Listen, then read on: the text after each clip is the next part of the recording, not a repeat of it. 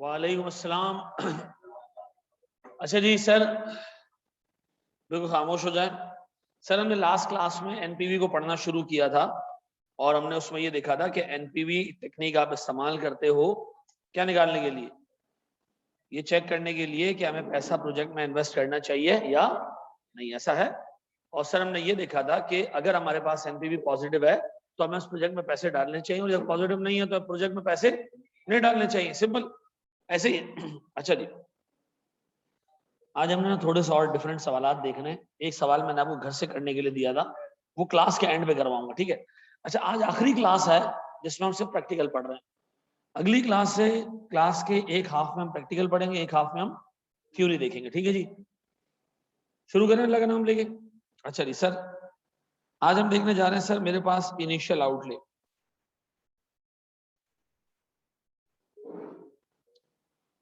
मैं पहले 4-5 कॉन्सेप्ट दूंगा छोटे छोटे, फिर हम उस पर सवाल करेंगे, ठीक है। इनिशियल आउटले का मतलब क्या होता है? जब आप एक प्रोजेक्ट शुरू करते हो तो कुछ एसेट्स आपको खरीदने पड़ते हैं उस प्रोजेक्ट के लिए। तो सर इनिशियल आउटले को ना हम डिवाइड कर सकते हैं कुछ इस तरीके से कि इनिशियल आउटले हमारे पास है दो टाइप के, ठीक है जी। या तो इनिशियल आउटले होगा एक, ना रुक सर, एक नया एसेट हमें परचेज करना पड़ेगा, न्यू एसेट। या प्रोजेक्ट के लिए हमें जो एसेट चाहिए होगा वो एग्जिस्टिंग एसेट भी हो सकता है। जैसे मिसाल के तौर पर मैंने एक स्कूल खोलना है तो उसके लिए क्या चाहिए, मुझे बिल्डिंग चाहिए। बिल्डिंग तो ऑलरेडी है हमारे पास, तो हम कहेंगे जनाब जो प्रोजेक्ट के लिए एसेट चाहिए वो एग्जिस्टिंग एसेट है, ठीक है जी। अच्छा सर, हमने एक स्कूल खोलना है, उसके लिए बिल्डिंग चाहिए, बिल्डिंग है ही नहीं, तो हम क्या करेंगे सर, नहीं लेंगे। अच्छा आप सुनो, जो नया एसेट है, ठीक है जी, उसके दो हिस्से हो सकते हैं। या तो वो एसेट आपको अक्वायर करना पड़ेगा, या आपको क्या करना पड़ेगा, उसको रेंट पे लेना पड़ेगा। ऐसा रेंट पे लोगे तो टाइम पीरियड के लिए रेंट देना, और अगर सर अक्वायर करोगे तो एसेट आपका हो जाएगा। ऐसा फिर प्रोजेक्ट के एंड में हम उसको क्या करेंगे, बेच देंगे। मिसाल के तौर पर मैं एक प्लांट लगाना चाह रहा हूं कि मैं माउस प्रोड्यूस करूं ये वाली, ठीक है। अब इसके लिए एक state of the art machine आती है, तो मुझे वो खरीदनी पड़ेगी तो मेरी जेब से क्या जाएगा, शुरू में पैसा जाएगा, प्रोजेक्ट खत्म होगा, मैं एसेट वापस बेच दूंगा। दूसरा सिनेरियो क्या हो सकता है कि मैं इस तरह का मशीन क्या कर लूं, रेंट पे ले लूं, ठीक है जी। अच्छा, व्हाट इफ कि हमारे पास मशीन ऑलरेडी मौजूद है, तो फिर मैं आपसे पूछूंगा क्या जो मशीन आपके पास ऑलरेडी मौजूद है वो अर्निंग एसेट है या आइडल एसेट है। अगर अर्निंग एसेट है तो अपॉर्चुनिटी कॉस्ट हम देखेंगे, और अगर आइडल एसेट है तो हम क्या करेंगे सर, एनआरवी लेंगे। मैं भी एक एक को पूरा पूरा एक्सप्लेन कर रहा हूं, ठीक है जी।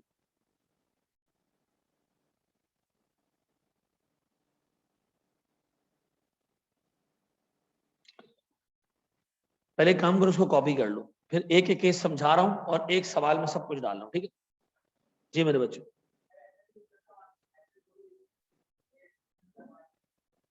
तो वो मॉडिफिकेशन कॉस्ट लगा लोगे, लेकिन लगा ही दोगे ना, यानी आइडल एसेट ही ट्रीट करोगे, यानी इसके बगैर उसका कोई चारा और कोई काम नहीं था, ठीक है। पहले इसको कॉपी करो, मैं एक्सप्लेन कर रहा हूँ एक एक चीज को, और मैं इसको आगे लेके चल रहा हूँ, ठीक है।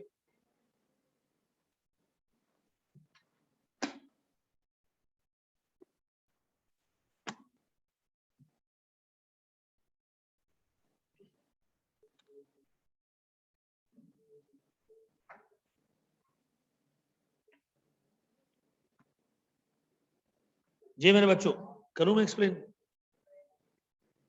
क्या चीज? अब तो अल्लाह का शुक्र है सर, वो दिखा दिया हमने ना, तो देख लिया कि कोई फंगस नहीं था, अल्लाह का शुक्र। एक बीमारी होती कोलेस्ट्रोटोमा, उसका जब ऑपरेशन होता है ना तो कान का पर्दा वर्दा सब निकाल लिया जाता है, क्योंकि पूरे कान को गला देती है अंदर से, वो निकाल लिया उन्होंने पर्दा वर्दा। अब 94% केसेस ऐसे होते हैं कि वो एक दफा जब रेडिकेट हो जाता है, निकल जाता है, दोबारा डेवलप नहीं होता। 6% चांसेस है वो दोबारा डेवलप हो सकता है। तो उसके कान से जब दोबारा वो पस निकल रही थी तो हम सोच रहे थे कि शायद ये दोबारा डेवलप हो गया, लेकिन पता चला कि वो पस नहीं है, वो कान में चूंकि वैक्यूम क्रिएट हो गया तो हवा जाती है अंदर, और अगर पानी चला जाए तो वो गंद बन के निकलता है फिर अंदर। बचत हो गया, अल्लाह का शुक्र है।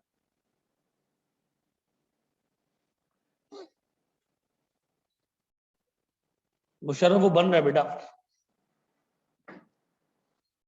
चलो जी, अब बोर्ड में देखो दोस्त, एक प्रोजेक्ट है, नया प्रोजेक्ट हम शुरू कर रहे हैं, ठीक है। प्रोजेक्ट का मतलब क्या होता है, कोई अपॉर्चुनिटी आई है पैसा इन्वेस्ट करने की, ठीक है। मिसाल के तौर पे एक अपॉर्चुनिटी आई है एक नया स्कूल खोलने की, ठीक है जी। स्कूल खोलते हैं, 10 साल चलाएंगे, मंड के पैसा कमाएंगे, फिर स्कूल क्या करेंगे, बंद कर देंगे। तो हमने सोचा स्कूल के लिए क्या चाहिए, हमें बिल्डिंग चाहिए। क्या चाहिए, बिल्डिंग चाहिए। टीचर तो मिल ही जाएंगे। तो अगर कोई बिल्डिंग ऐसी है सर जो हमें अक्वायर करनी है, तो ईयर 0 पे क्या आ जाएगी सर, उसकी परचेज कॉस्ट आएगी। फिर क्या होगा, फिर क्या होगा, 10 साल तक बिल्डिंग चलेगी, 10वें साल इस बिल्डिंग को हम क्या करेंगे, बेच के रेजिडुअल वैल्यू ले लेंगे। डन। तो अगर एक नया प्रोजेक्ट आपने खरीदना है, तो सर एक प्रोजेक्ट के अंदर नया एसेट आपने खरीदना है, तो डे 1 पे उसका आउटले ले लो और लास्ट डे क्या ले लो, उसका रेजिडुअल वैल्यू ले लो। डन। ठीक है जी, मेरे पास केस 1 हो गया। व्हाट इफ के बिल्डिंग में ना खरीदूं अपने प्रोजेक्ट के लिए, बल्कि क्या करूं, उसको रेंट पे ले लूं। रेंट पे लूंगा तो क्या होगा, अब सर मेरे पास ईयर 0 पे तो कुछ भी नहीं आएगा, लेकिन हर साल क्या आएगा मेरे पास, रेंट। ऐसा। अब बताओ, रेंटेड प्रॉपर्टी का डेप्रिसिएशन मैं क्लेम करूंगा या जिसकी प्रॉपर्टी है वो क्लेम करेगा। इसका मतलब है रेंटेड प्रॉपर्टी पे कोई डेप्रिसिएशन नहीं आता। सिक्योरिटी डिपॉजिट भी डाल सकते हो, अल्ताफ बिल्कुल सही कह रहे हो, ठीक है जी। सिक्योरिटी डिपॉजिट भी डाल सकते हो, डे 1 में सिक्योरिटी डिपॉजिट देना पड़ेगा, लेकिन रेंटेड प्रॉपर्टी पे कोई डेप्रिसिएशन नहीं क्लेम होता। क्लेम किस पे होगा डेप्रिसिएशन, सर जो मेरे पास प्रॉपर्टी ओन्ड है वो ले। ऐसा। चलो जी, तीसरी चीज, एक प्रोजेक्ट शुरू करना है, बिल्डिंग है हमारे पास खाली पड़ी हुई है, रेंट पे दी ही नहीं है कभी हमने। स्कूल खोलने का टाइम आ गया, सोचा बिल्डिंग इस्तेमाल कर लें स्कूल में, और अगर नहीं इस्तेमाल करते तो हम बेच देते। क्या करते, बेच देते। अब बताओ सर, इस प्रोजेक्ट की वजह से बिल्डिंग तुम नहीं बेच रहे हो, जो पैसे तुम्हें मिल सकते हैं वो नहीं मिल रहे हैं। तो मुझे एक बात बताओ, अगर मेरे पास एक प्रोजेक्ट के लिए मुझे कोई एसेट चाहिए और वो एसेट मैं ऑलरेडी ओन करता हूं, और सर वो एसेट मेरे पास आइडल पड़ा हुआ है, किसी काम का नहीं है, अगर मैं इस प्रोजेक्ट पे उसको डालूंगा तो डे 1 पे मेरे पास क्या आएगी सर, उसकी NRV। यानी उसको अगर मैं मार्केट में बेचता तो जो पैसे मिलते वो पैसे इफेक्टिवली मैं लूज कर रहा हूं, वो नहीं मिल रहे मुझे। ऐसा। तो मैं क्या करूंगा, इधर NRV ले लूंगा। ऐसा। अब बताएं सर, क्या चीज, अपॉर्चुनिटी कॉस्ट का मतलब होता है खर्चा होता है वो बच रहा है, ठीक है ना। ये हमारे पास एक इनकम आ रही है जो जारी, अपॉर्चुनिटी कॉस्ट ही है। NRV is technically opportunity cost, बिल्कुल सही कह रहे हो। चलो जी, आउटफ्लो ट्रीट करेंगे ना, हम इसको ऐसे ट्रीट करेंगे कि पैसे मिले, हमने बिल्डिंग बेच दी और प्रोजेक्ट में डाल दिया पैसे, ठीक है, इसको ऐसे ट्रीट करेंगे। अच्छा जी, फिर व्हाट इफ के मेरे पास एक एसेट ऐसा हो जो अर्निंग एसेट हो। एक बिल्डिंग थी, मैंने रेंट पे दी हुई थी, स्कूल खोलूंगा तो पुराने लोगों को निकालना पड़ेगा, तो जो रेंट आ रहा है वो नहीं आएगा। उसका मतलब है मुझे हर साल क्या करना पड़ेगा, अपॉर्चुनिटी कॉस्ट ऑफ रेंट लेनी पड़ेगी, हर साल अपॉर्चुनिटी कॉस्ट ऑफ रेंट लेनी पड़ेगी। ऐसा। अब बताओ, इस 4 से आगे एग्जामिनर नहीं जाएगा, ये 4 ही किस्म के इनिशियल आउटले दे सकते हो। या तो एसेट तुम्हें खरीदना होगा, खरीदोगे, या तुम्हें रेंट पे लेना होगा, या तुम्हारे पास एक एग्जिस्टिंग एसेट होगा जो किसी काम का नहीं होगा, तो डे 1 पे उसकी NRV ले लेना, या वो कहेगा ये एसेट कमा के दे रहा था, तो सर फिर आपने जो कमाई आप लूज करोगे हर साल वो आप यहां ले लेना। डन। ये मेरा बच्चा, केस 3 में हम रेजिडुअल वैल्यू लेंगे, बिल्कुल लेंगे, 10 साल बाद अगर रेजिडुअल वैल्यू वो भी लेंगे, ठीक है जी। जी जी मेरे प्यारे बच्चों, फोकस फोकस फोकस।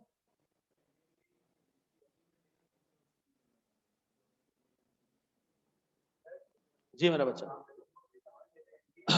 हाँ मुझे एक बात बताओ, जो तुमने नीचे डिस्काउंट रेट लिया हुआ है, आसान कर लेते ना, नीचे जो डिस्काउंट रेट डिस्काउंटिंग के लिए लिया हुआ है तुमने, तो वैक पड़ा हुआ है ना। अच्छा, जो डिस्काउंट रेट लिया था वो आफ्टर टैक्स था, आफ्टर टैक्स ही होता ना, उसका मतलब है उस डिस्काउंट के अंदर टैक्स का बेनिफिट भी शामिल है। जी केस 3 में रेजिडुअल वैल्यू बता देना जी, बड़े मंगे दोस्त। प्यारे बच्चों फोकस फोकस फोकस।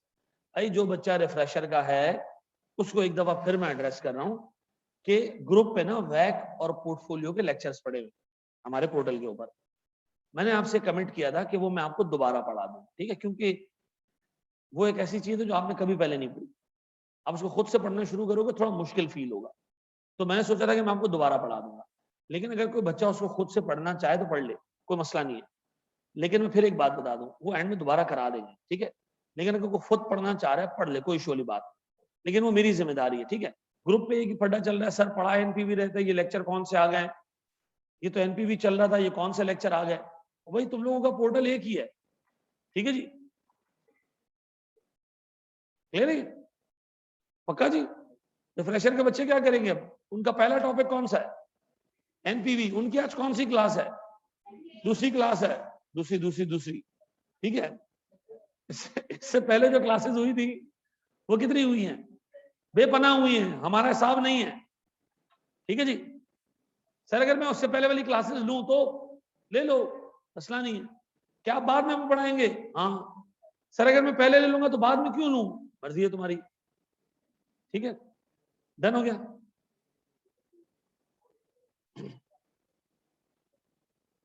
चार में डे 1 पे कुछ रिकॉर्ड नहीं होगा, ना सेकंड में ना 4 में।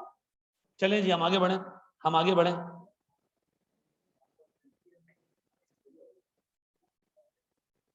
जी VS0 पे डाल दो, मसला नहीं, कोई हाँ फर्क कोई नहीं आना उससे एनपीवी जी। प्यारे भाई, एक बोतल को 6 लोग मुंह लगा रहे हो,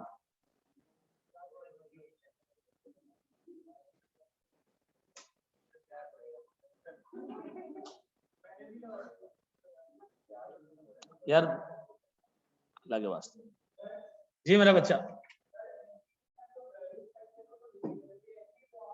किसने किसने कह दिया कि एनपीवी में रिस्क फैक्टर को नहीं लेते, डिस्काउंट रेट जो ले रहे हो उसमें रिस्क शामिल नहीं है।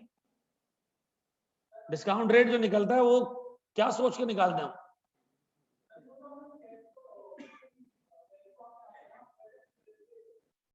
बेटा जो प्रेजेंट वैल्यू निकालने के लिए रेट हम इस्तेमाल करते हैं, तुमने तो वैक पढ़ा हुआ है ना, तो वैक में जब तुम वैक निकालते हो तो केई केडी लेते हो, वो केई केडी कौन डिमांड कर रहा होता है, शेयर होल्डर डिमांड कर रहा होता है। क्या देख के वो डिमांड करता है, रिस्क देख के डिमांड करता है, ठीक है ना। चलो जी 1, 3 और 4 में डेप्रिसिएशन, अच्छा सुनो, डेप्रिसिएशन सिर्फ पहले में आएगा और तीसरे में आएगा, ठीक है, क्योंकि ये दो आपके अपने एसेट्स हैं और डेप्रिसिएशन आप क्लेम करोगे इस प्रोजेक्ट के अंदर, ठीक है जी। बाकी जहां आप रेंट ले रहे हो वहां डेप्रिसिएशन नहीं आएगा। अभी एक सवाल इस पे देख लेने ताकि क्लियर हो जाए, ठीक है।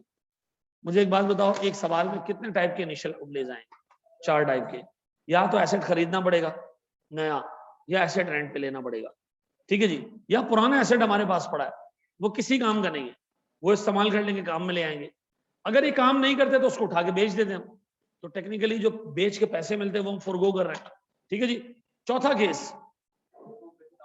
सर किसी काम का एसेट है वो कमा के दे रहा है, प्रोजेक्ट पे डालेंगे तो वो इनकम नहीं आएगी, फिर तो क्या करना है हमने, चारों सालों में अपॉर्चुनिटी कॉस्ट ले लेना, डन।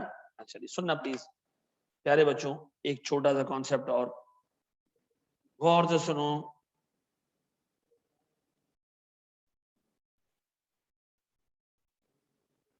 चार कॉन्सेप्ट दूंगा फिर सवाल दूंगा, बोर्ड पे छोड़ दो, सारी चीजें छोड़ दो।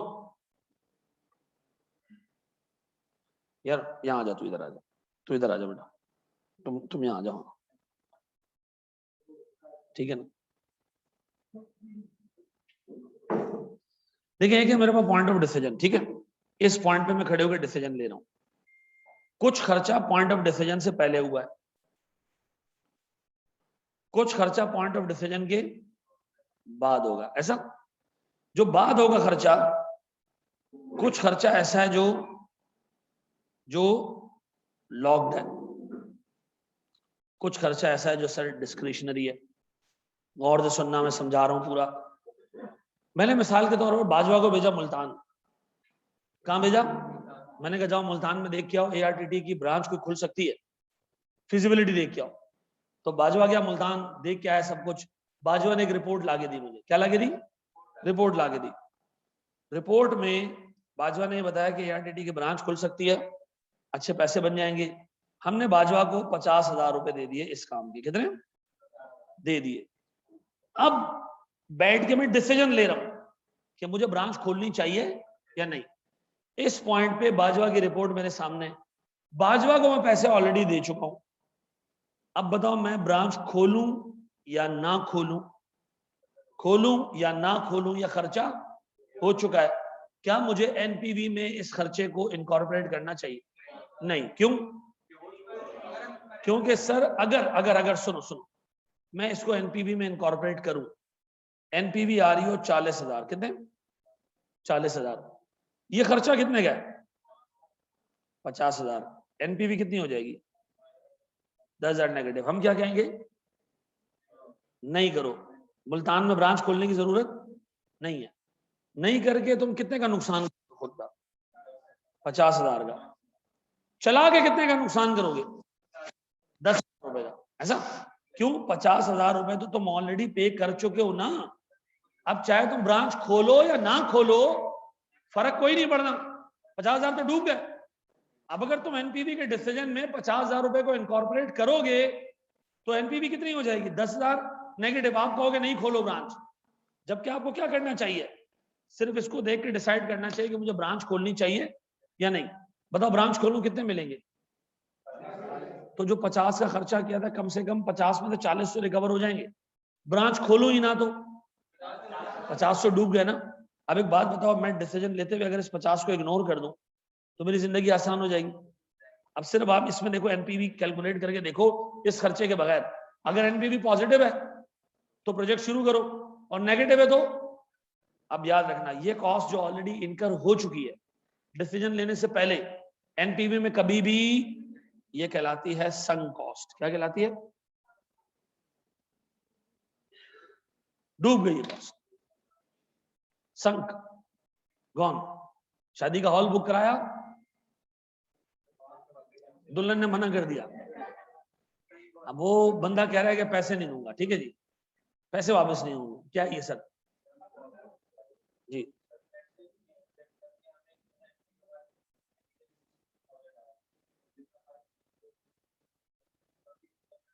नहीं करना चाहिए ना, क्यों कर रहे हो? हाँ। जी जी, मैंने इसको रिपोर्ट लिखने के लिए 50,000। जी हाँ बिल्कुल, बता रहा हूँ डिस्क्रिशनरी। ये क्लियर हो गया? तो प्रोजेक्ट शुरू होने से पहले जो भी खर्चा हुआ उसको क्या करना है? इग्नोर। क्या करना है? इग्नोर। इग्नोर एनपीवी में इनकॉर्पोरेट। वो आपको डराएगा, धमकाएगा। कैसे? वो कहेगा बाजवा से बात हुई थी 50,000 रुपए, बाजवा को हमने 40 दे दिए, 10 यहां देने, चाहे प्रोजेक्ट हो या ना हो, 10 आगे देने। आप कहोगे देने तो है ना, और मैं प्रोजेक्ट शुरू करूं या ना करूं, बाजवा को देने पूरे 50 हैं। तो सर मुझे इस खर्चे को इनकॉर्पोरेट, अब बताओ किस किस खर्चे को इनकॉर्पोरेट नहीं करना? वो जो प्रोजेक्ट से पहले तुम दे चुके हो, वो जो प्रोजेक्ट शुरू होने के बाद तुम शायद दो, यानी तुमने देने हैं, लेकिन शायद तुम प्रोजेक्ट शुरू करो या ना करो, ये खर्चा लाजमी करना है। बाजवा को कितने देने? 50। अब बताओ सर, अगर मैं बाजवा से ये कहूं कि फिजिबिलिटी के 50,000 है, अगर प्रोजेक्ट शुरू कर दिया तो 70,000 तुझे दूंगा। अब बताओ 20,000 रुपए क्या है? एडिशनल कॉस्ट है। कब? अगर हम प्रोजेक्ट शुरू करेंगे तो बाजवा को देंगे। तो ये कौन सी कॉस्ट है? डिस्क्रिशनरी, मर्जी की कॉस्ट। कौन सी? अब बताओ डिसीजन मेकिंग में सिर्फ कौन सी कॉस्ट कंसिडर करनी है? डिस्क्रिशनरी। ना आपने संक कॉस्ट कंसिडर करनी है, ना आपने लॉक्ड इन कॉस्ट कंसिडर करनी है। कंसिडर कौन सी करनी है? अब फिर रिपीट कर रहा हूं, बाजवा से हमारा वादा है, फिजिबिलिटी करके 50,000 रुपए तेरे। बाजवा ने कहा आपने प्रोजेक्ट शुरू करना हो या ना करना हो, मुझे तब भी आप 50,000 देंगे। मैंने कहा हर हाल में 50,000 तेरे। अब बताओ बाजवा को 50,000 जो दे रहा हूँ एनपीवी में कंसिडर करूं? क्यों, क्या है ये? अच्छा, बाजवा को हमने कहा फिजिबिलिटी करके आप 50,000 रुपए बनते हैं तेरे, 30 तुझे प्रोजेक्ट शुरू करने से पहले देंगे, 20 प्रोजेक्ट शुरू करने के बाद देंगे, चाहे प्रोजेक्ट शुरू करें या ना करें 20 तुझे देंगे। लॉक कॉस्ट पूरी इग्नोर कर दो। बाजवा को हमने कहा 50,000 रुपए की वैल्यू है, 30 तुझे देंगे पहले, 20 मुझे जब देंगे जब प्रोजेक्ट शुरू होगा, नहीं शुरू हुआ तो पैसे नहीं देंगे। अब 30 संक कॉस्ट है, 20 क्या है डिस्क्रिशनरी कॉस्ट। पढ़ लिया। अब आओ देखो एग्जामिनर तुम्हें कैसे घेरता है। अब मैं एग्जामिनर हूं, मैंने कहा इन्होंने मार लिया रट्टा, ठीक है जी, कि कुछ खर्चा होगा जो प्रोजेक्ट के बाद होगा, वो खर्चा या तो हमारे कंट्रोल में होगा या नहीं होगा। कंट्रोल में है तो डिस्क्रिशनरी, कंट्रोल में नहीं है तो लॉकड है। मैंने कहा हमने बाजवा को 50,000 रुपए डे 1 पे दे दिए, ले बाजवा 50 तेरे हो गए। अगर प्रोजेक्ट शुरू नहीं किया तो तेरे से 15,000 वापस लूंगा।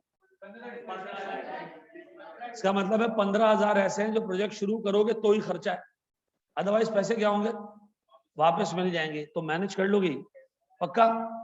मैं फिर रिपीट कर रहा हूं, पॉइंट ऑफ डिसीजन से पहले जो खर्चा हुआ है वो sunk cost, point of decision के आगे जो खर्चा होने वाला है और आपके कंट्रोल में नहीं है वो कमिटेड कॉस्ट या लॉक्ड इन कॉस्ट, इग्नोर करने दो।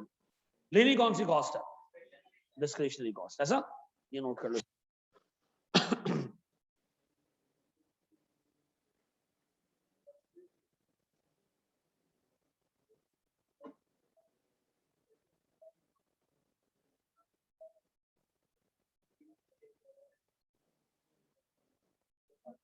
क्या हुआ,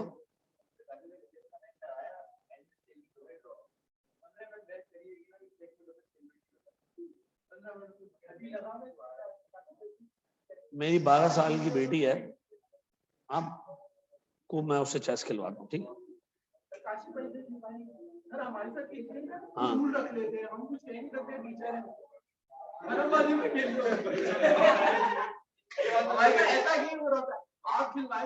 सही है।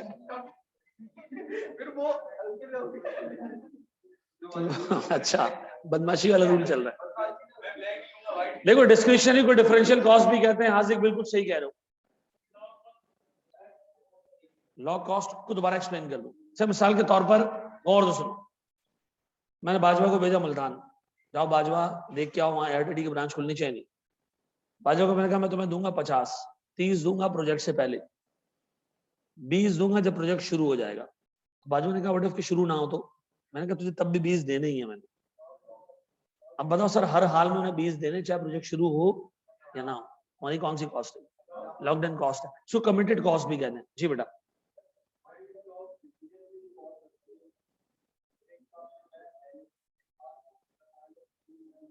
जो हमने चाय पराठा मंगवाया होगा वही कॉस्ट होगी। मैं समझाने का मकसद मेरा क्या था, पॉइंट ऑफ डिसीजन से पहले और बाद का, वो ये कि कुछ खर्चे ऐसे होते हैं जो मेरे कंट्रोल में ही नहीं होते, वो कुछ ऐसे होते हैं जो पहले इनकर हो गए होते हैं, कुछ आगे होने होते हैं लेकिन मेरे कंट्रोल में नहीं, उसको इग्नोर कर दे। जो खर्चे कंट्रोल में ना तुम्हारे, कि तुम चाहो तो होंगे नहीं चाहो तो नहीं होंगे, वो आपने सिर्फ एनपीवी में ले लिया, चाहे वो पॉइंट ऑफ डिसीजन से पहले बाद में एट है, डजेंट मैटर, ठीक है ना जी।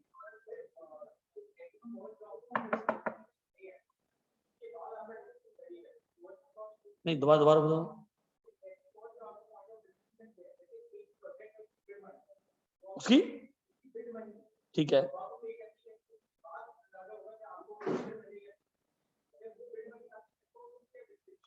क्या बिड मनी पे करने के बाद में बैठ कर डिसीजन ले रहा हूं तो फिर मेरी संक कॉस्ट है, और अगर मैं बिड मनी से पहले डिसीजन ले रहा हूं तो बिड मनी भी मेरे कंट्रोल में, मैं पे करूं या ना करूं मेरे कंट्रोल में। जब कंट्रोल से निकल गई बात तो फिर वो संक कॉस्ट हो गई। डन, चलो जी चलो जी चलो जी चलो जी चलो जी, शाबाश। प्लीज बोर्ड में प्यारे भाई, नन्हे मुन्ने भाई, दो कॉन्सेप्ट्स होगा, इनिशियल आउटले क्लियर कर दिया मैंने, और ये नंबर 3 बेटा बोर्ड पर, चाचा बोर्ड पर। तीसरी चीज सर, एक्सटर्नैलिटीज, वर्स्ट पार्ट।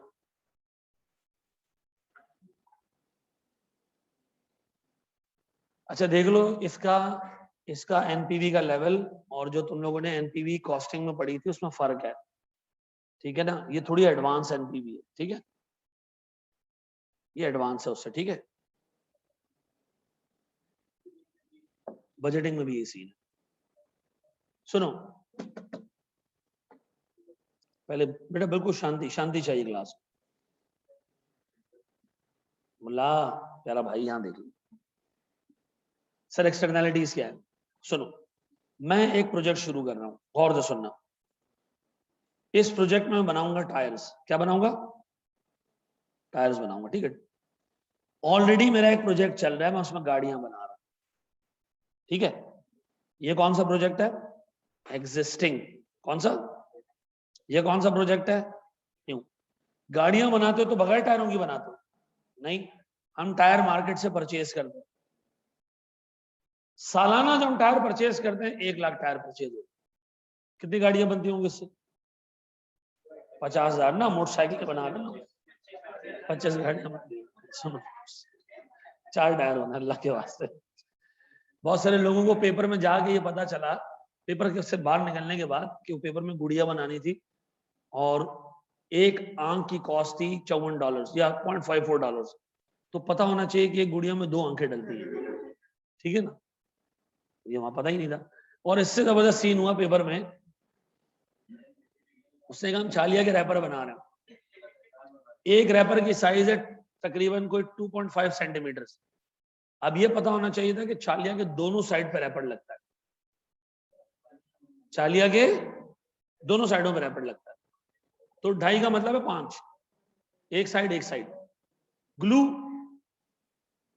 एक दफा लगता है, चारों साइड में नहीं, एक ही दफा ग्लू लगता है।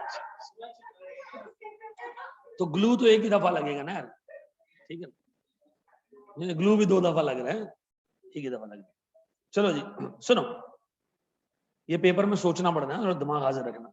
तो बाहर आया यार, मैं तो समझा गुड़िया दज्जाल वाली गुड़िया है, एक आंख वाली। यहाँ देख लो सर, मैं पहले टायर खरीदता था बाहर से। अब मैंने सोचा अपना प्लांट लगाऊंगा तो टायर तो मैं जहां पब्लिक के लिए बना रहा हूं तो अपने लिए भी बना लूंगा। अपने लिए अगर टायर बनाऊंगा तो जो 1 लाख टायर मुझे 2 मिलियन के पड़ते हैं, ठीक है जी, वो इंटरनली 1.5 मिलियन के पड़ेंगे, ऐसा। अब एक बात बताओ, ये जो 5 लाख का फायदा होगा ये किसको होगा? इस डिवीजन को होगा। किसको होगा? इसको अब मटेरियल सस्ता मिलेगा। पहले इसको कार मिलती थी महंगी, सॉरी गाड़ी, टायर मिलते थे महंगे, अब टायर मिलेंगे सस्ते। तो मुझे एक चीज ये बताओ, मैं जब इस प्रोजेक्ट की एनपीवी इवेल्युएट कर रहा हूँ तो ये फायदा तो इसको मिल रहा है, क्या मुझे इस प्रोजेक्ट की एनपीवी में चीज कंसिडर करना चाहिए? हाँ, क्योंकि ये क्या है, इस प्रोजेक्ट की वजह से कंपनी को कितना फायदा होगा हमने ये देखना है। जब ये प्रोजेक्ट आएगा तो इसकी वजह से कंपनी को कितना फायदा होगा। एक वो प्रॉफिट होगा जो खुद कमाएगा, एक वो प्रॉफिट होगा ये जो बराबर वाले डिवीजन को कमाने में हेल्प करेगा। अगर ये प्रोजेक्ट ना हो तो इस डिवीजन को टायर कितने का पड़ रहा है? 2 मिलियन का। इसके आने के बाद कितने का पड़ रहा है? 1.5 मिलियन का। तो 5 लाख का फायदा कौन लेकर आ रहा है? न्यू प्रोजेक्ट लेकर आ रहा है। तो सर मुझे एक बात बताएं, अगर इस न्यू प्रोजेक्ट की वजह से मेरे बाकी किसी प्रोजेक्ट को फायदा होगा तो मैं इस न्यू प्रोजेक्ट की एनपीवी में उसको कंसिडर जरूर करूंगा। ऐसा मैं लिखूंगा जी, 5 लाख का मुझे फायदा हो रहा है। क्या हो रहा है? 5 लाख का फायदा हो रहा है। डन। इसको मैं एक्सटर्नैलिटी क्यों कह रहा हूं? क्योंकि ये इस प्रोजेक्ट के बाहर फायदा हो रहा है, लेकिन हो किसकी वजह से रहा है? इसी की वजह से हो रहा है। ऐसा। अब एक चीज और सुनो सर, पहले मैं बेचता था मसाले। मसाले का मतलब सर मैं गरम मसाले, सर बिरयानी मसाले, कीमा मसाला, पता नहीं और कौन कौन सा मसाला। सुनो, हमने सोचा एक नया मसाला बनाते। क्या बनाते? एक ARDD मसाला, जो कहीं पे भी लगता है तो चिल्लाता बहुत इंसान है। जब आप खाओ तब भी चिल्लाओ, थोड़े टाइम बाद दोबारा चिल्लाओ, है। यहां देखो, सुनो सुनो सुनो सुनो, अल्लाह माफ करे। चलो जी, टायर वाला रिपीट कर, दोबारा एग्जांपल रिपीट कर रहा हूं। पहले मुझे एक बात बताओ, मैं एक मसाला बनाना शुरू किया, नया मसाला, ब्रांड न्यू। ये मसाला ऐसा है जो हर सालन में डल जाएगा। पहले वाला मसाला क्या था? सालन स्पेसिफिक। मछली बनानी उसका अलग मसाला, बिरयानी का अलग मसाला, कोरमे का अलग मसाला, और पता नहीं कहां कहां डलता है, सब अलग अलग मसाला। ठीक, ये वाला मसाला क्या है? यूनिवर्सल मसाला। एक ही मसाला डालो, सालन देख के वो खुद अपने आप को चेंज कर दे। अब सुनो, सीधी सी बात यह है, कि जब ये प्रोजेक्ट में लेके आऊंगा बाकियों की सेल्स गिर जाएंगी। क्या मुझे इस पर्टिकुलर प्रोजेक्ट को लाते वक्त ये फैक्टर कंसिडर करना चाहिए? हाँ बिल्कुल। मैं कहूंगा इसके आने की वजह से अगर हम 5 रुपए कमा रहे हैं तो 2 रुपए लूज भी कर रहे हैं, ऐसा। अब बताओ, एक नए प्रोजेक्ट की वजह से दूसरे प्रोजेक्ट को फायदा हो तो आपने नए प्रोजेक्ट की एनपीवी में उसको कंसिडर करना है। अगर एक नए प्रोजेक्ट की वजह से दूसरे प्रोजेक्ट को नुकसान हो तो आपने नए प्रोजेक्ट की एनपीवी में उसको भी कंसिडर करना है। आप पहले टायर महंगे खरीद रहे थे, नए प्रोजेक्ट के बाद सस्ते खरीदोगे, ये बेनिफिट किसकी वजह से आया? तो आप नए प्रोजेक्ट की एनपीवी में उसको कंसिडर करो। आप पहले ज्यादा मसाले बेच रहे थे, नए प्रोजेक्ट आने के बाद पुराने मसाले कम बिक रहे हैं, नुकसान किसकी वजह से हो रहा है? नए प्रोजेक्ट की वजह से। तो नए प्रोजेक्ट के जहां फायदे गिन रहे हो तो ये वाला नुकसान भी उसके अंदर जरूर डालना। जी बेटा।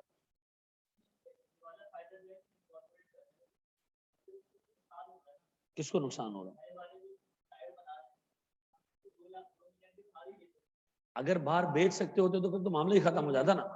मैं ये अज्यूम कर रहा हूं कि तुम जब टायर बनाओगे, ऑब्वियस सी बात है आइडल कैपेसिटी से बनेगी, ठीक है ना।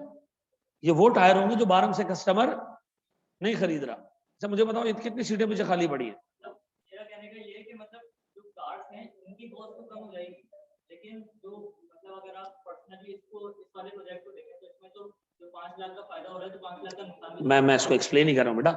इसके बाद डिमांड है 30,000 से, मतलब 3 लाख टायर होंगी, कैपेसिटी है 5 लाख टायर होंगी। ये मार्केट में मैक्सिमम कितने बेच सकता है? 3 बेच सकता है ना, डिमांड ही 3 की है।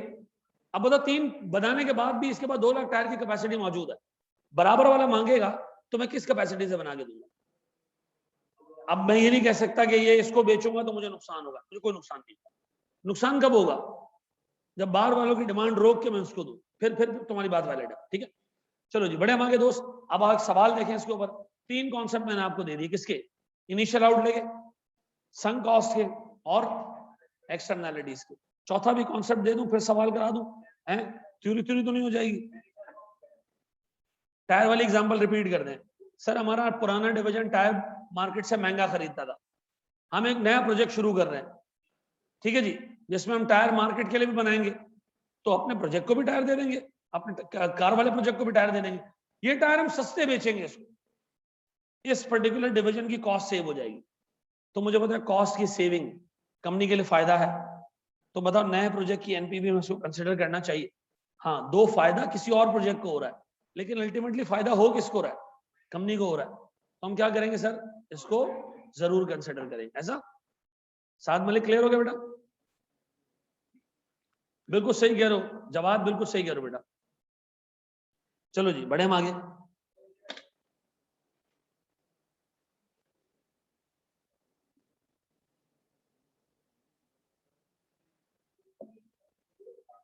दो प्रोजेक्ट्स हैं,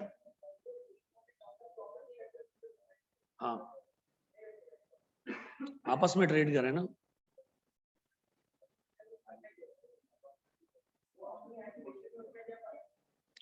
कंपनी का तो फायदा है ना। देखो एक चीज बाहर से कितने में आ रही है? 2 मिलियन की। इंटरनली कितने की मैन्युफैक्चर हो सकती है? 1.5 मिलियन की। तो प्रूडेंस क्या है? इसको मैन्युफैक्चर करें 1.5 लाख, 5 लाख बचा लें, ठीक है ना। तो ये पॉसिबल कब होगा इस 5 लाख को बचाना? जब आप इस प्रोजेक्ट को शुरू करोगे ना, तब, ठीक है ना जी। यार फिर नमाज ब्रेक, अल्लाह माफ करे, ठीक है ना। मतलब नमाज तो पढ़नी है, लेकिन क्या 5:30 ऑफ कर दूंगा। हाँ हाँ, टैक्स कितने बजे? 5:25 पे मैं ऑफ कर दूंगा, ठीक है, आगे बढ़ो। हाँ, 5 मिनट में आप नमाज पढ़ लोगे सुकून से, क्या टेंशन।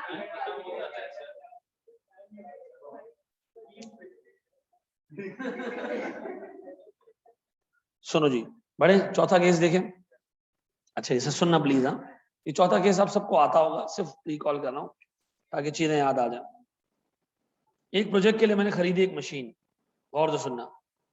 उस मशीन की कॉस्ट थी 1 लाख। कितनी?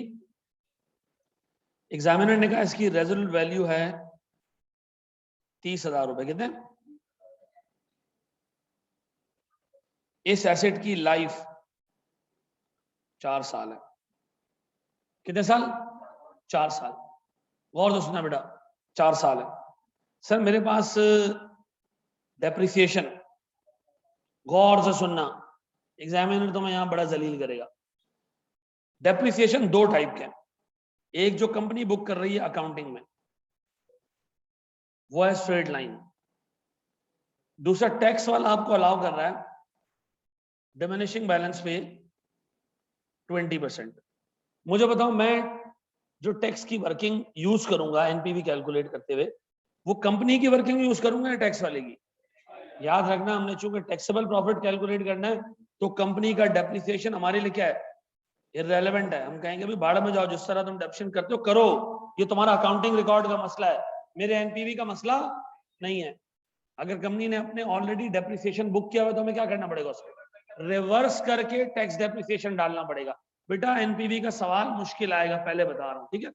और एक एक चीज एक्सप्लेन करूंगा, सवालात करा के जाऊंगा, टेंशन नहीं लो, लेकिन आपने उसका प्रैक्टिस करना है। मुझे बताओ सर, मैं इस पर डेप्रिसिएशन बुक करने जा रहा हूँ, कितने साल की लाइफ है? 4 साल की। ईयर 1, गौर से सुनना, ईयर 1, 2, 3, 4। बताओ पहले साल का डेप्रिसिएशन कितना होगा? 1 लाख में से 30 माइनस करूं? नहीं नहीं नहीं नहीं, नहीं सर, 1 लाख का डायरेक्ट 20% कितना?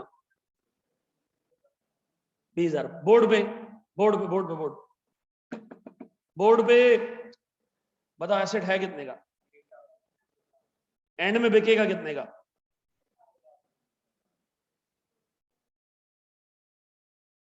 कितने रुपए का टोटल डेप्रिसिएशन तुम्हें मिलना चाहिए? 70 का। आइडियली तुम्हें पूरे 70,000 रुपए का डेप्रिसिएशन मिलना चाहिए, क्योंकि तुम्हारा लॉस 70,000 का। कैसे? एक एसेट खरीद रहा हूं लाख का, बेचूंगा कितने में? 30 में, तो 70,000 का नुकसान है मेरा। तो मुझे बताओ, अगर 70,000 का नुकसान है तो मुझे 70,000 डेप्रिसिएशन के नाम पे अलाउ होने चाहिए। मुझे एक बात बताओ, पहले साल कितने रुपए का डेप्रिसिएशन अलाउ हो गया? 20 का। अगले साल, अगले साल होगा ये कि 1 लाख में से 20,000 हटेंगे, कैरिंग अमाउंट आएगी कितने की? अब लगा जरा इस पे 20%। तो यार मैं काम ना कर लूं ना, मैं काम ना कर लूं? हर साल जिस बेस पे आपने डेप्रिसिएशन लगाना है, बेस का मतलब है ये, जिस पे आपने डेप्रिसिएशन लगाना है, क्या वो कांस्टेंट है? नहीं। 1 लाख था, फिर 80 हो गया। ये बेस क्या होता जा रहा है? कम होता जा रहा है। पहले साल डेप्रिसिएशन किस पे लगाई? दूसरे साल 80 पे लगाई, क्योंकि 20 का डेप्रिसिएशन हटा दिया। अब बताओ तीसरे साल क्या करोगे? इसमें से मजीद डेप्रिसिएशन माइनस करूंगा। इसका मतलब है हर साल मेरे डेप्रिसिएशन की अमाउंट कम होती जाएगी। क्यों? क्योंकि मेरा बेस कम होता जा रहा है। क्योंकि मेरा बेस कम होता जा रहा है, तो मुझे बताओ क्या मैं ऐसे कर सकता हूं? मेरा बेस किस रेट से कम होता जा रहा है? मेरा बेस किस रेट से कम होता जा रहा है? तो डेप्रिसिएशन भी 20% से कम हो जाएगी। जो पहले साल की डेप्रिसिएशन है 20,000, अगले साल आपको नहीं लगता ये 20% कम होगी, यानी 80% हो जाएगी। अगले साल 20% कम हो जाएगी, 80% हो जाएगी। उसके अगले साल इसका 80% कितना? 16,000 का 80%, 12,800। सुनो सुनो सुनो, यहाँ रुक जाओ, यहाँ रुक जाओ, इधर रुक जाओ, इधर रुक जाओ, इधर रुक जाओ, इधर रुक जाओ। अब बताओ 3 सालों में कितना डेप्रिसिएशन अलाउ हो चुका? 20, 16 और 12,800 कितने? 48,000। अब बताओ टोटल तुम्हें डेप्रिसिएशन कितना मिलना था? 70,000। तो बताओ आखिरी साल तुम्हें बैलेंसिंग चार्ज मिलना चाहिए कितना? 21,200। ऐसा? अब देखो, इसको लंबी मत करना। कुछ लोग क्या करेंगे, आखिरी साल भी नॉर्मल डेप्रिसिएशन लेंगे, फिर कहेंगे हमने एसेट को बेचा, लॉस हुआ डिस्पोजल पे। आप ये लंबा काम नहीं करना। सारा बैलेंसिंग चार्ज क्या करना? लास्ट ईयर में ले लो, ठीक है? ये बीएफडी में एग्जामिनर का तरीका है, ठीक है? अब बताओ टोटल डेप्रिसिएशन हमें कैसे पता चलेगा कितना हमने लेना है? लाख का एसेट खरीदा, 30 का एंड में बेचेंगे, कितने हो गए? 70। 70 को आपने डेप्रिशिएट करना है। तो पहले साल डेप्रिसिएशन कितना मिला आपको? 20 का। 1 लाख का 20%। अगले साल डेप्रिसिएशन कम हो गया 20%, अगले साल और कम हो गया 20%। 3 सालों में टोटल डेप्रिसिएशन कितना मिला? तो बताओ ये चौथे साल का डेप्रिसिएशन एक बैलेंसिंग फिगर होगी, ले लोगे इस तरह? जी।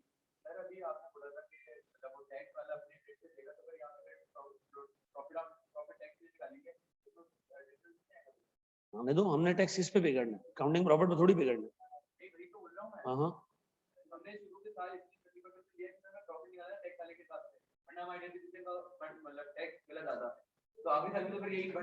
क्यों, बिल्कुल आएगा। तो सीधी बात है ना, मैंने आखिरी साल में एफबीआर से जाके 21,200 रुपए क्लेम करने ना। आखिरी साल में एफबीआर से कितना डेप्शन क्लेम करने जाऊंगा? इसको ऐसे कर लो, 2 टुकड़ों में कर लो, मैं कॉम्प्लेक्स नहीं करना चाह रहा था, आओ कर लेते। बताओ आखिरी साल वो कितना डेप्शन अलाउ करेगा? कितना? 10,000। अब बताओ 4 सालों में डेप्रिसिएशन कितना हो गया? 4 सालों में डेप्रिसिएशन कितना हो गया? 59040 टोटल डेप्रिसिएशन है। एसेट कितने का खरीदा था? 1 लाख का। बुक वैल्यू कितनी बच गई एंड में?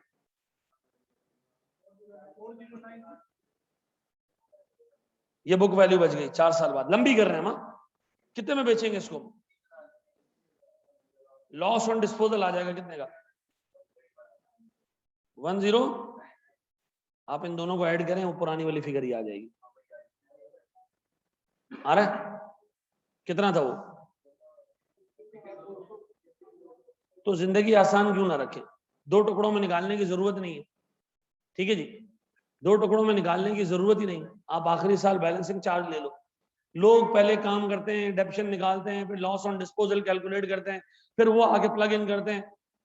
भाई एग्जामिनर बोंगा नहीं है। एग्जामिनर बाकी अकाउंटेंसी बॉडीज के सॉल्यूशन भी देखता है, आईसीडब्ल्यू को भी देखता है, एसीसी को भी देखता है। आप आईसीडब्ल्यू एसीसी में देखोगे ना, ये जो 1902 की पंचायत है ना, लॉस ऑन डिस्पोजल ये नहीं निकालते हो। क्या लिखते हैं? बैलेंसिंग चार्ज, खत्म। तो पता है जो एग्जामिनर चेक करने वाला है वो रात को छोटी वाली बोतल पी के सोता है, ठीक है ना, अगले दिन उसका नशा नहीं आता, ठीक है ना। यहाँ हम बच्चों को डिस्करेज कर रहे हैं, शॉर्टकट इस्तेमाल नहीं करना, निकालो लॉस ऑन डिस्पोजल, करो लंबी, ठीक है ना, नहीं, अल्लाह के वास्ते नहीं, ठीक है। जी जनाब, अगर गेन होता तो ऑटोमेटिकली नेट हो जाता है इसका, ठीक है ना। आखिरी साल का डेप्शन आपको क्या करेगा? सारे बीमारियों से निजात दे देगा जी। यूनिफॉर्मिटी इसलिए नहीं कि क्योंकि शुरू के सालों में एसेट ज्यादा बेनिफिट दे रहा होगा, 2 साल का डेप्शन ज्यादा है, आखिरी के सालों में बेनिफिट कम होगा, वो कम दे रहा है, ठीक है जी। जी मेरा बच्चा, इसमें उससे क्या फर्क पड़ता है? अच्छा देखो सुनो ना ना ना, सुनो सुनो, जब वो तुम्हें कहता है कि आईआरआर निकाल के दिखाओ, ठीक है ना, तो उसमें आईआरआर कैलकुलेट करने के कितने मार्क्स होते हैं? 1 नंबर। बाकी सारे मार्क्स किसके होते हैं? कैलकुलेशंस के होते हैं, कैश फ्लोज बनाने के होते हैं।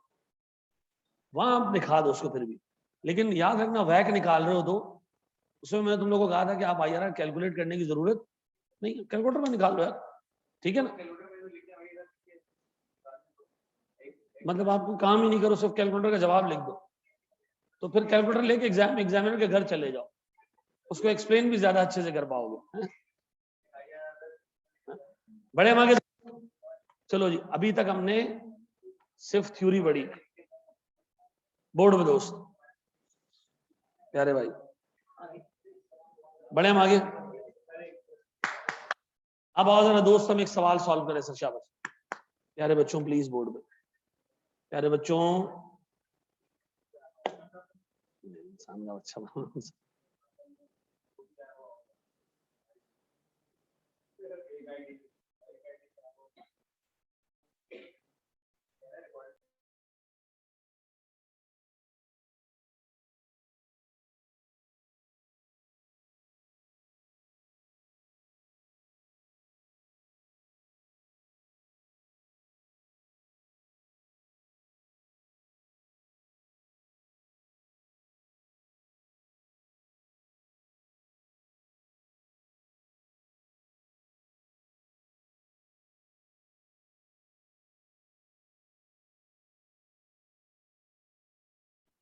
जी बेटा, हम आगे जाएं दोस्त।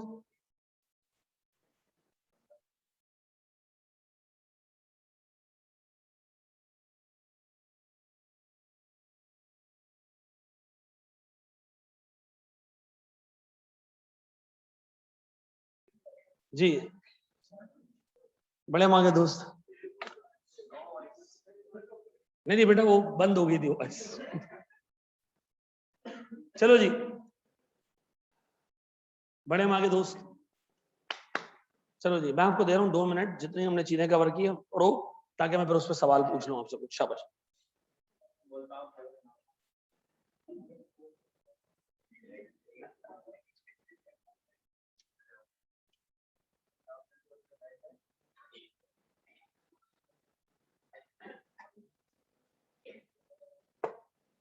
जी मेरा बच्चा, यार 1 मिनट, जो कॉस्ट कंट्रोल में वो डिस्क्रिशनरी कॉस्ट है, वो आपकी मर्जी पे इनकर हो रही है ना।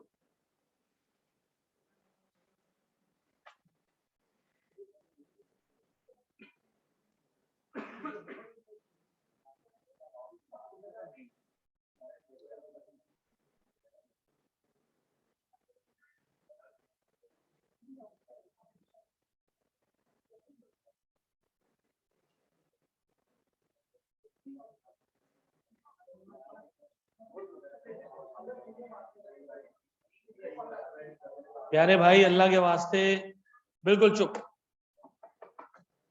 बड़े एक स्टेप आगे। अच्छा जी, मैं सवाल पूछ रहा हूं सर, मुझे एक बात बताओ, एक्सटर्नैलिटी का मतलब क्या है सर? हमारे नए प्रोजेक्ट की वजह से अगर किसी दूसरे प्रोजेक्ट में कोई फायदा हो रहा है या नुकसान हो रहा है, हमने इस प्रोजेक्ट के एनपीवी में डालना है। डन। दूसरी चीज हमने डिस्कस की कि सर जब भी मेरे पास डेप्रिसिएशन आएगा डिमिनिशिंग बैलेंस पे, मैं लास्ट ईयर में बैलेंसिंग चार्ज लिया करूंगा। डन। तीसरी चीज मैंने ये पढ़ी कि सर जब भी मेरे पास संक कॉस्ट या कमिटेड कॉस्ट आएगी, मैं एनपीवी कैलकुलेट करते हुए उसको इग्नोर करूंगा। डन। अब आओ जरा सर, एक छोटा सा क्वेश्चन हम आपके साथ कर रहे हैं, ठीक है? हमने इतनी थ्योरी पढ़ ली कि हम अब डायरेक्ट पास्ट पेपर्स पे जा सकते।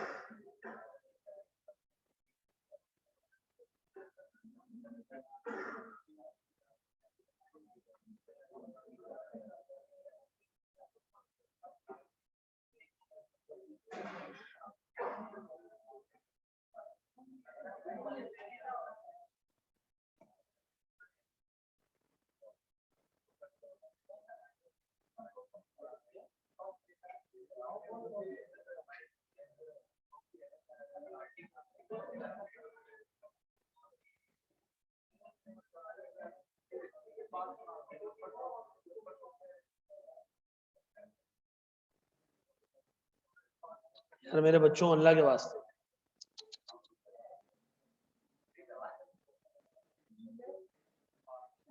प्यारे भाई 2 मिनट रुक जाओ यार।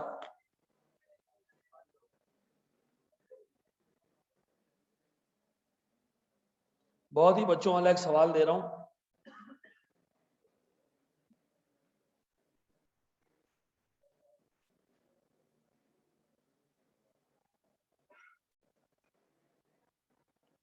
जब भाई कल आपको इसकी हैंडआउट, इसका पूरा कंप्लीट हैंडआउट मिल जाएगा, ठीक है? एनपीवी का मुकम्मल हैंडआउट, ठीक है? जितने भी मैंने सवाल कराने एक ही जगह डाल दूंगा मैं, ठीक है? सुनो प्लीज, सारी चीजें छोड़ दो, बोर्ड पे देखो, बोर्ड पे देखो मेरे प्यारे बच्चों। ये कह रहे हैं जनाब, सोना limited is considering investment in a joint venture. What is meant by joint venture? 2-3 लोग मिलके काम शुरू कर लें, जॉइंट वेंचर, ठीक है? The entire cash outlay of the project, the entire cash outlay of the project is 175 million. पूरे project का आउटफ्लो कितना है? 175 मिलियन, 175 मिलियन। डन। और वो कह रहा है कि भैया ये हमने इन्वेस्ट करना इमीडिएटली, तो ये जॉइंट वेंचर इन्वेस्ट करेगा, जॉइंट वेंचर इन्वेस्ट करेगा या हम खुद करेंगे? वो कह रहा है बाय एसएल, ये हमने खुद करना है, ठीक है? 175 मिलियन रुपए हमने इन्वेस्ट करना है। डन। ठीक है जी। द जॉइंट वेंचर पार्टनर चांदी limited will provide necessary technical support. एक बंदा पैसे लेकर आ रहा है, एक बंदा टेक्निकल सपोर्ट लेकर आ रहा है। डन। हम कौन से वाले हैं इसमें से? हम पैसों वाले हैं, ठीक है? The project would extend over a period of 4 years, 4 साल का प्रोजेक्ट है। शुरू के 2 सालों की सेल्स 155 मिलियन होगी फॉर फर्स्ट 2 years और 65 मिलियन की सेल्स होगी लास्ट 2 years की। डन, सीधा सीधा हिसाब किताब। फिर उसने कहा जनाब हमारे पास cost of sales and operating expenses, 2 चीजों की बात हो रही है, cost of sales and operating expenses 50 और 10% ऑफ सेल्स होंगे। इसका मतलब है 60% रेवेन्यू गया ऐसा। फिर अब जो बाकी बचा है वो किस में जाना, किसको डिस्ट्रीब्यूट होगा? हमें और उसको, दोनों को। जो पार्टनर जो हमारा, उसने कहा C L Chandi limited would be entitled to share equal to 5% of sales. Chandi limited को भी फारिग करो, 5% उसको भी दे दो। कितने लुट गए हम? 65%। बाकी कितना रह गया? 35। उसने कहा जनाब एक काम करें, बाकी प्रॉफिट आपका है। ठीक है, वो कह रहे हैं एंड पे हम 100 मिलियन रुपए में ये पूरा प्रोजेक्ट बेच के निकल लेंगे। अब आप एक काम करें, सुनो सुनो, आपको कैलकुलेट करना है एनपीवी, नहीं आईआरआर नहीं करना, आपको एनपीवी कैलकुलेट करनी है और हमारा डिस्काउंट रेट 10% है, टैक्स कोई नहीं है। शाबाश, सीधा सा सवाल, ये 9 मार्क्स का सवाल है, आपके पास 9 मिनट है। शाबाश।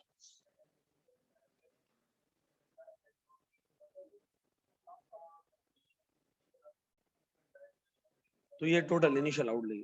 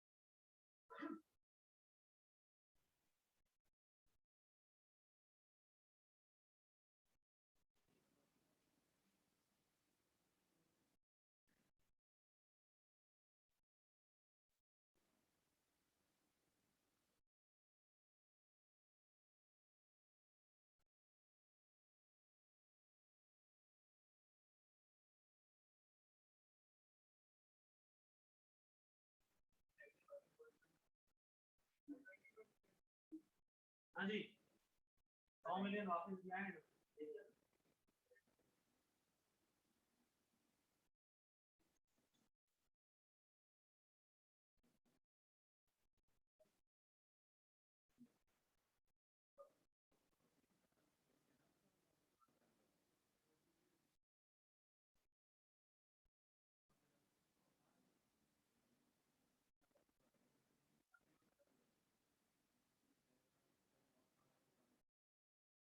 जी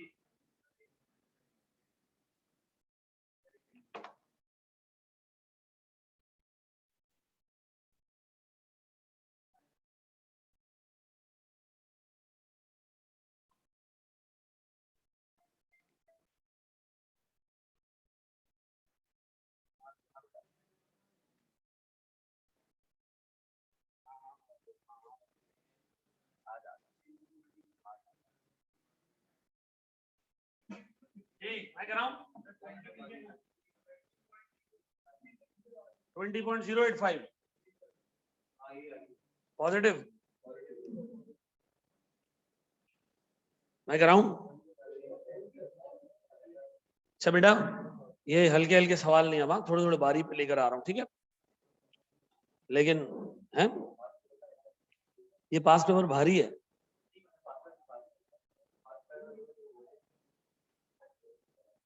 फाइनल के पास पेपर्स वो टाइट सवाल है।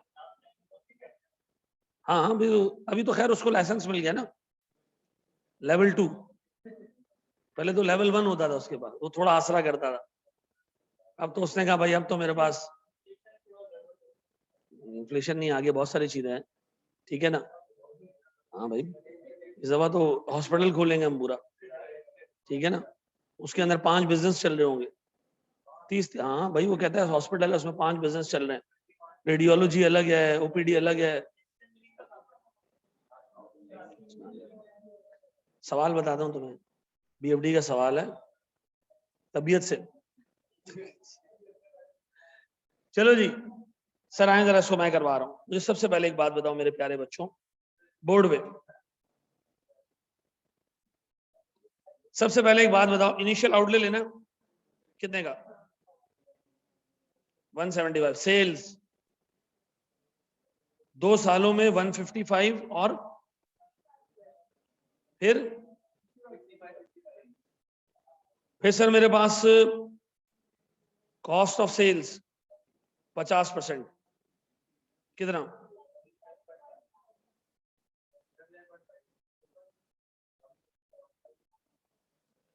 और उसके बाद मेरे पास ना रुक जा,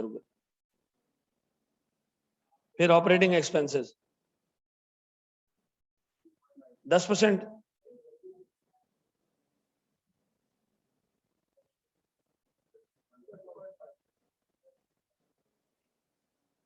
फिर चांदी को भी कुछ देना है ना? चांदनी नहीं है, चांदी है।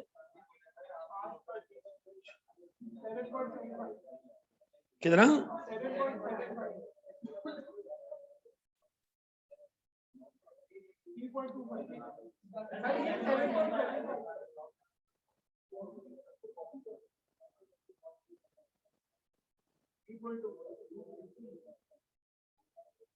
अब बताओ, एंड में हम इसको बेच देंगे कितने से?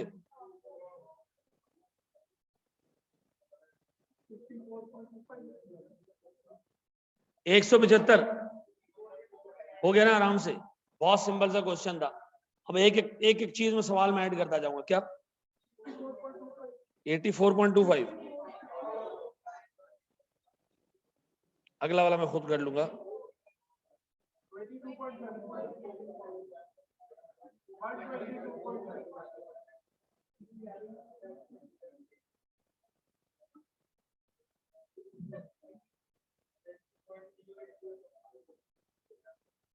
पक्का? बढ़े हम आगे, बढ़े एक स्टेप आगे जाए। अब आते हैं प्यारे भाई, करो करो, शाबाश शाबाश शाबाश। कितने लोगों से नहीं हुआ ये भी? कितने लोगों से ये भी नहीं हुआ? कर लिया? पक्का? झूठ बोलने वाला इस अटेम्प्ट में भी फेल हो जाएगा। कितने लोगों ने नहीं किया? नहीं किया ना? सच बता हैं? अच्छा करो, कर लो। एक ने नहीं किया को पॉजिटिव अल्फाज में बोला कर रहे हैं, ऐसा? बहुत यार, अल्लाह की कसम। क्या चीज? नहीं नहीं, चांदी को शेर सही से नहीं दिया, अदरवाइज सब।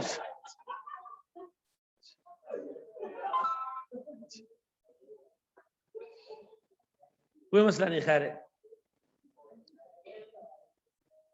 आपने शायद उसको 2-4% दे दिया होगा। चलो बढ़े आगे हम।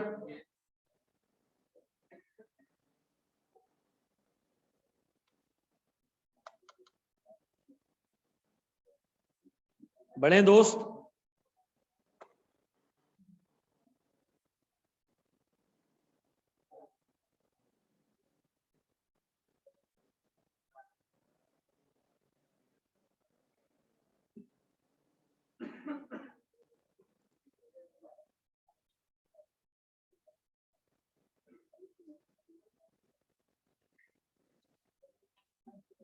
नहीं नहीं नहीं नहीं भाई, मैंने अभी तक कोई थ्योरी पार्ट आपको नहीं पढ़ाया। शुरू में जो मैंने आपको बताई वो प्रैक्टिकल समझाने के लिए थ्योरी पढ़ाई है, ठीक है ना। अगली क्लास से हम इंशाल्लाह शुरू करेंगे।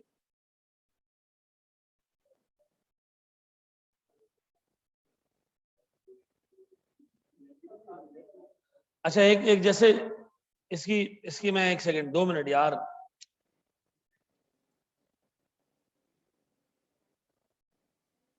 इसकी थ्योरी भी अगर मैं आपसे शेयर करूँ ना 2 मिनट बाजीज प्लीज। देखो इसकी थ्योरी भी अगर तुम देखो ना, इसकी थ्योरी भी कोई ऐसी नहीं है। इसकी थ्योरी जैसे इस तरह है, ठीक है ना। तो थ्योरी है, मैंने इस थ्योरी को ना बड़े ग्राफिकल तरीके से कनेक्ट किया हुआ, ठीक है। हाँ नहीं बेटा, ये FAR1 की शुरू में लगेगी, बाद में फिर जो है ना आपको ये BFD की लगेगी, ठीक है।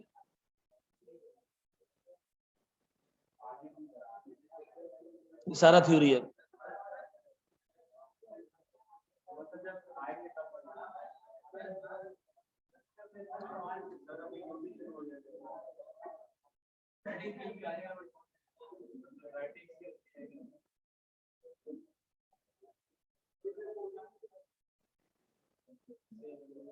ये सारा थ्योरी है, तो ये कल हम इंशाल्लाह ताला ये चैप्टर शुरू करेंगे, ठीक है।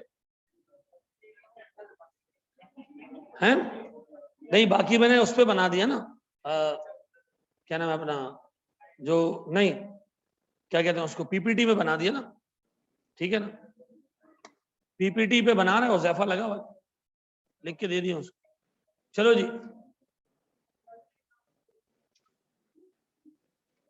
अच्छा नहीं, एक चीज सुन लो बेटा, बहुत सारे लोगों को एक चीज लगती है कि जो बंदा प्रैक्टिकल पढ़ाता है वो थ्योरी पता नहीं कैसे पढ़ाएगा।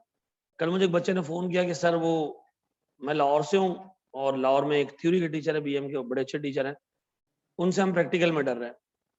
लेकिन वो ईमानदार आदमी, उसने कहा मैं प्रैक्टिकल पढ़ा ही नहीं रहा, थ्योरी मुझसे पढ़ लो प्रैक्टिकल, क्योंकि कॉस्टिंग नहीं है, ठीक है ना। मैं फिर आपको बता दूं, इसकी थ्योरी BM की थ्योरी नहीं है। जो बंदा ये सोच रहा है कि इसकी थ्योरी BM की थ्योरी है, लीडरशिप मोटिवेशन, चल मेरा पुत्र कम कर, ये वाली थ्योरी नहीं है। इसकी थ्योरी की एक क्लास लोगे ना तो मैं आइडिया हो जाएगा इसका थ्योरी किस तरह की, ठीक है। इसकी थ्योरी में 5 मेजर चीजें, ठीक है जी। एक चीज है इसमें कॉर्पोरेट स्ट्रेटेजी, यानी पूरी की पूरी जो है ना कंपनी स्ट्रेटेजी बनाती है अपनी प्रोडक्ट्स को किस तरीके से उन्होंने लेके चलना है। लॉन्च करने का मसला नहीं है, एग्जिस्टिंग प्रोडक्ट है उनकी क्लासिफिकेशन है, फिर प्रोडक्ट लाइफ साइकिल है, ये देखना है हमने। फिर इसके अंदर दूसरा पार्ट है, जब आप एक एक प्रोडक्ट के हिसाब किताब को लेके चलते हो, कंपनी नहीं, प्रोडक्ट वाइज स्ट्रेटेजी, वो आपने लेके चलना है, कंपटीशन कैसे खत्म करना है, ठीक है जी। दूसरी चीज हो गई।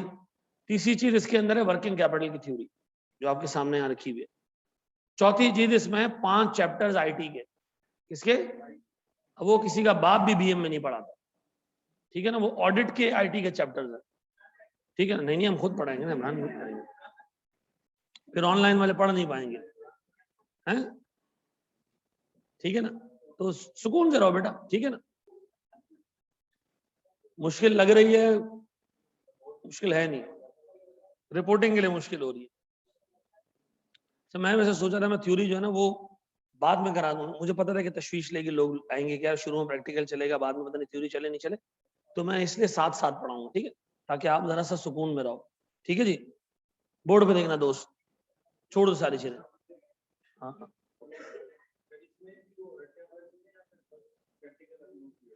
इसके अंदर मैं आपको पहले बता दूं, रट्टे का कंपोनेंट बहुत कम है, रट्टे का कंपोनेंट बहुत कम है, ठीक है। इसके अंदर इतनी बड़ी मैंने आपको शीट दिखाई ना, इसके अंदर रट्टे का कंपोनेंट होगा हार्डली, जैसे वर्किंग कैपिटल का पूरा चैप्टर है, 2 पेज आपको रटने, ठीक है जी। 2 पेज रटने क्या है, वर्किंग कैपिटल को मैनेज कैसे करना है, उसकी स्ट्रेटेजीज कौन कौन सी है, ये याद होनी चाहिए।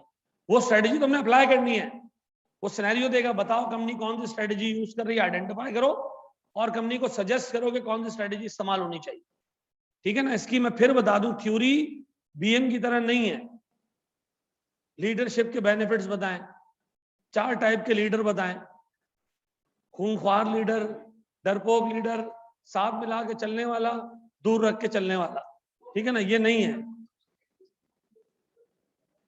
बड़े माँ के दोस्त,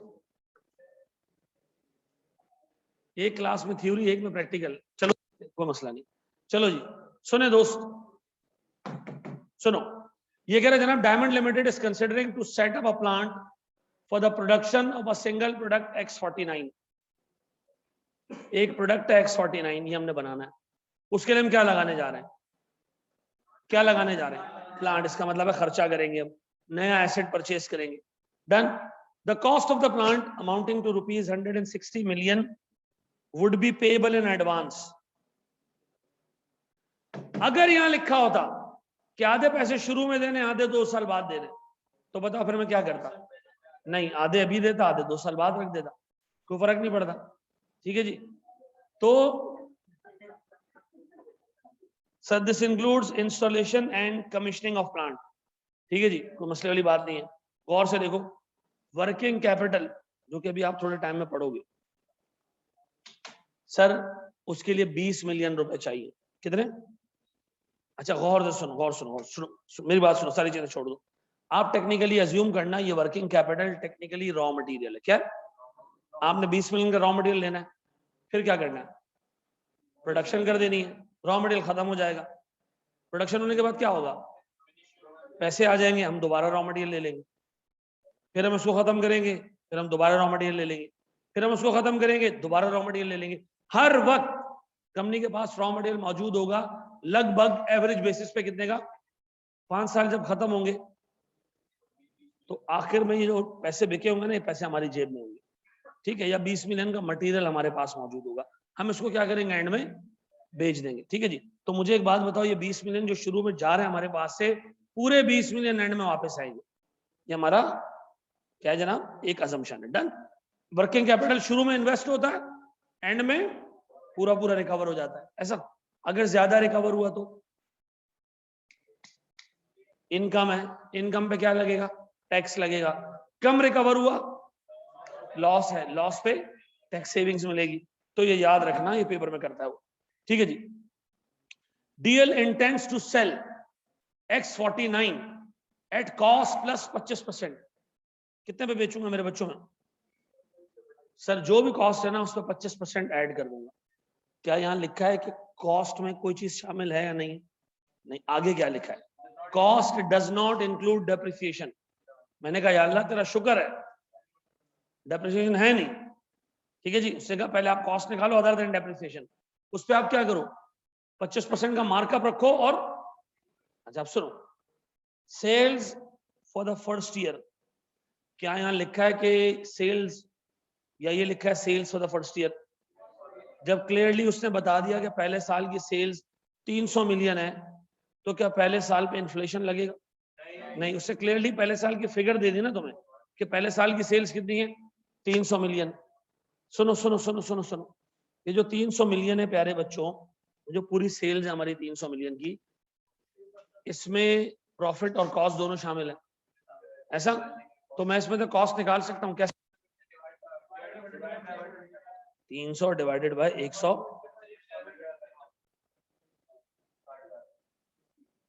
240 की कॉस्ट आ गई। इसका मतलब है कॉस्ट है 240 की, हमने कितने में बेचा इसको? 300 में बेचा। गौर से सुनो पक्का। वो कह रहा है अगले साल 6% से वॉल्यूम बढ़ेगा। क्या बढ़ेगा? सेल्स प्राइस नहीं, क्या चीज? वॉल्यूम बढ़ने से कॉस्ट बढ़ेगी। ऑब्वियस सी बात है, वॉल्यूम बढ़ने से कॉस्ट भी ज्यादा प्रोड्यूस होंगे तो ज्यादा खर्च भी होगा। प्राइस इंक्रीज होगी तो कॉस्ट नहीं बढ़ेगी। इसका मतलब है जब सेल्स का वॉल्यूम बढ़ता है तो कॉस्ट भी बढ़ती है, प्राइस बढ़ने से कॉस्ट नहीं बढ़ती। ऐसा वो कह रहा है भैया अगले साल 6% वॉल्यूम बढ़ेगा। तो मुझे बताओ ये 240 भी 6% बढ़ जाएगा और 300 भी 6% बढ़ जाएगा। ऐसा फिर the plant would be depreciated at 20% diminishing balance method. Tax depreciation is to be calculated on same basis. कहा भाई आप सीधा सीधा 25% मार दें, कहानी खत्म। ठीक है जी। Value of the plant at the end of the 4 year would be equal to its carrying amount. आप आखिरी साल बैलेंसिंग चार्ज ना निकालें, नॉर्मल डेप्रिसिएशन निकाल लें बस। ठीक है, और जो कैरिंग अमाउंट बचेगा उस पर एसेट बिक जाएगा। डन। फिर टैक्स रेट है 34%। अब बताओ टैक्स दोगे कब? जिस साल प्रॉफिट कमाओगे उसी साल। हाँ सर ये कह रहे हैं उसी साल हमने टैक्स देना है। फिर 18% हमारे पास डिस्काउंट रेट है। सुनो सुनो सुनो, अब आखिरी में बगैरती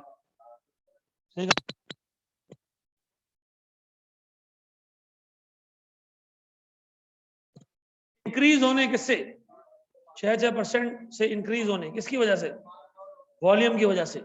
ये 5% और बढ़ेंगी, यानी 11%। नहीं, ऐसा कैसा नहीं। अगले साल की सेल्स होगी 300 इंटू 1.06 इंटू 1.05। अगले साल की कॉस्ट होगी 240 इंटू 1.06 इंटू 1.05। ऐसा। अब वो कह रहे हैं एनपीवी निकाल के दे दो। शाबाश, शुरू हो जाओ। नहीं नहीं नहीं, शाबाश बेटा, चलो चलो, शाबाश शाबाश मेरा बच्चा, शाबाश। नंबर ऑफ इयर्स 4 लिखे हुए ना, 4 साल, 4 साल लिखा हुआ है ना इसमें।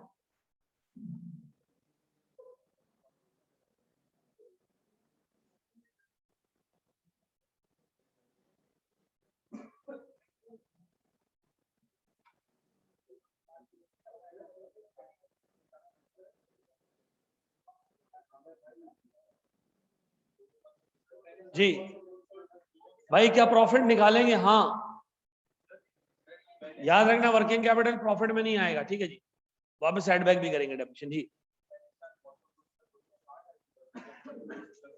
क्या working capital cost of goods sold है या एसेट है? तो उसको क्यों कॉस्ट में डाल दो? हाँ, क्यों इनिशियल आउटले दिखाओगे ना उसको, डेप्रिसिएशन थोड़ी क्लेम करोगे, तो इन्वेंट्री वापस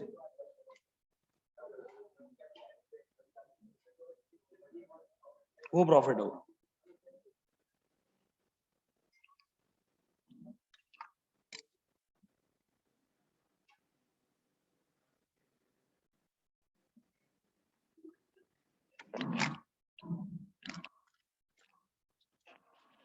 देखो, वर्किंग कैपिटल वो हिस्सा है पैसों का जो हमने शुरू में इन्वेस्ट करना है, रॉ मटेरियल लेके बैठ जाना है, और जब एंड में प्रोजेक्ट खत्म होगा तो हमने घर ले आएंगे वापस, ठीक है ना।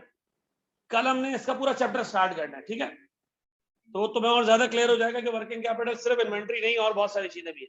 लेकिन अभी सिर्फ क्या अज्यूम करना है आपने कि working capital is raw material. 20 million का लेके रखा है, खर्च करेंगे फिर ले लेंगे, खर्च करेंगे फिर ले लेंगे, खर्च करेंगे फिर ले लेंगे, और आखिर में क्या करेंगे, इसको बेच देंगे 20 मिलियन का, ठीक है ना।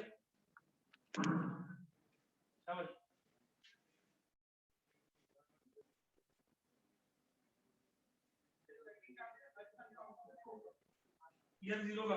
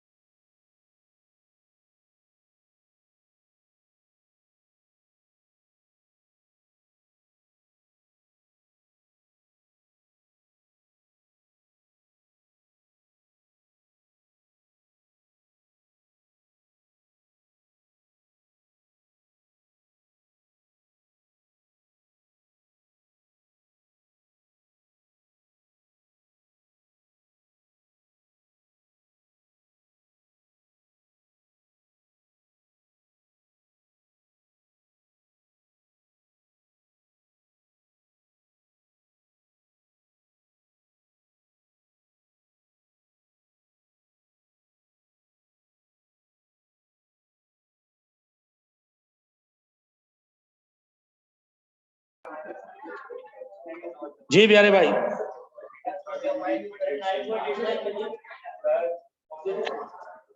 यार लड़के ये जो मोबाइल में लगा हुआ है क्या कर रहे हो तुम? सवाल क्या कर रहे हो तुम?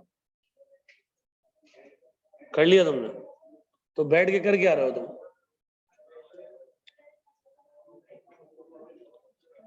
कर लिया? नेगेटिव आ रही है कितनी? 23.8। अच्छा जी सर, इसको अगर हमने भी करना शुरू किया ना तो हम 5.5 से बियॉन्ड चले जाएंगे। इसको हम नेक्स्ट क्लास के शुरू में करेंगे। ये आपका होमवर्क है। अल्लाह की कसम मुझे भी नहीं पता, ठीक है ना? हैं? अच्छा कल देखते हैं क्लास, कल नहीं परसों आपकी क्लास है, चलो देखते हैं।